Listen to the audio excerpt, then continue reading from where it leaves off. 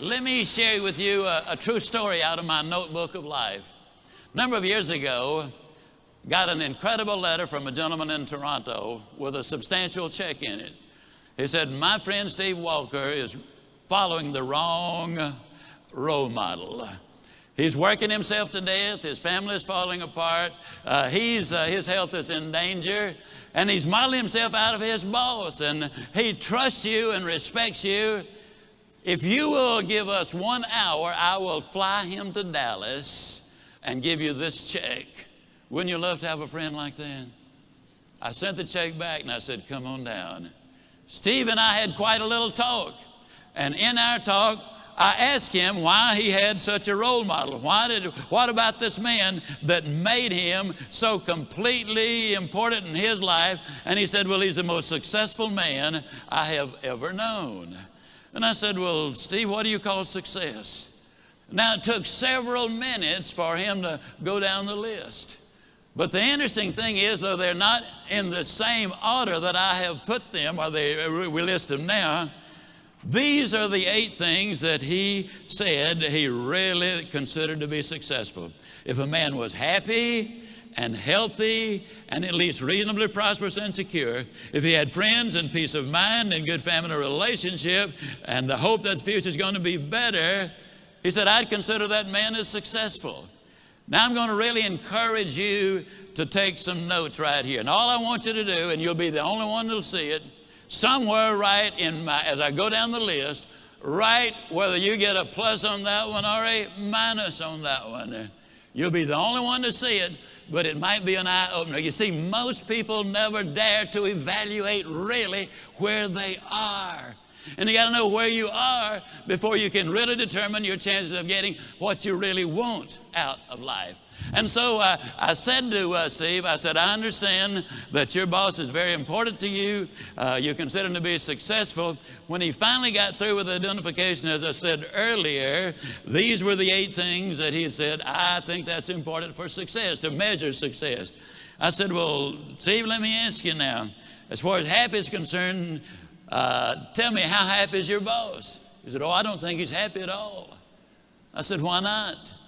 He said, well, I've never heard him laugh, and he seldom smiles, and besides that, he's got ulcers. I said, well, do I give him a plus or a minus? He said, oh, you give him a minus. Please grade yourself as we go. This is so important for you. Then I said, that also tells me something about his health if he's got those ulcers. Do I give him a plus or a minus? He said, you give him a minus. I said, that also says something, Steve, about his peace of mind, because you don't get ulcers because of what you eat, but what's eating you. I said, do we give him a plus or a minus? He said, we give him a minus. I said, Steve, I've asked you one question about what success is, what balance is, what's important to you.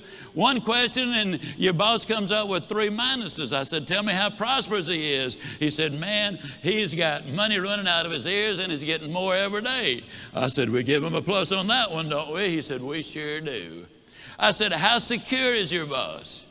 He said, well, he's as secure as money can make you. And I said, well, Steve, let me ask you, did you read where 2 billionaire brothers here in Dallas went bankrupt? I said, how does your boss compare? Oh, man, he doesn't have that kind of money. Did you read where our ex-governor was worth $100 million at one point? He's now bankrupt. How does your boss compare? Oh, he doesn't have that kind of money. Now, understand, Steve equated security with corporate position and bucks in the bank. So I said, well, Steve, let me ask you, would we give your boss a plus or a minus or just a question mark on that? He said, let's be generous and give him a question mark. I said, how many friends does your boss have? I hope you're marking these for you. How many friends, real friends, does your boss have? He said, I don't think he's got any. I'm not his friend. I just happen to admire the guy. To tell you the truth, he's somewhat of a jerk. And I said, okay, we give him a minus on that one. I said, tell me about his family. And he said, well, his wife's divorcing him. Well, that one's easy to answer. I said, how much hope does he have for the future? He said, well, before I started talking to you, I thought he had a lot. But right now, I don't think he's got any. Why did that statement come forth? Because for the first time, he had evaluated it. That's what we need to do. Evaluate where we are. Are we investing our time properly, using our resources properly? What will the end results be? Well, then I said to Steve when that was over, we give him the minus there. I said, Steve, of the 8 things that you consider marks of success, he gets 1, 2, 3, 4, 5, 6 minuses. He gets 1 plus and 1 question mark. I asked Steve a question. I'm going to ask you the same question. Steve, would you swap places with your boss right now, knowing what you know? He looked at me kind of stunned. He slowly rose to his feet and said, no, I wouldn't. Would you?